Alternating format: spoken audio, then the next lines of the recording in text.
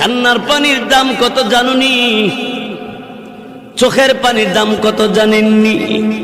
কঠিন কিয়ামতের ময়দানে আল্লাহ নবী জাহান্নামের পারে দাঁড়ায় দাঁড়ায় কাঁদবে আর বলবে, হে আল্লাহ, জাহান্নামের ভিতর আমার উম্মতেরা আছে, উদ্ধার কইরা দাও আল্লাহ, তাদেরকে মাফ কইরা দাও।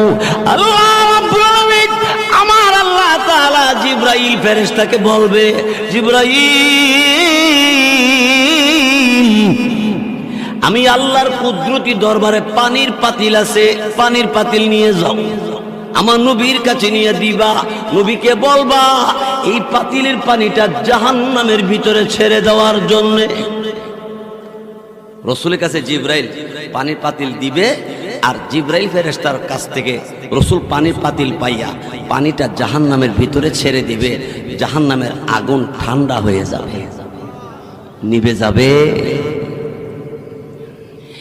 দিলের নবী, আমার আপনার নবী রাহমাতুল লিল আলামিন এমনি ডাক দিয়ে বলবে, জিবরাইল, এত দামি পানি কোন জায়গা থেকে এনেছো? এটা কি হাউজে কাউসারের পানি না জমজম কুয়ার পানি?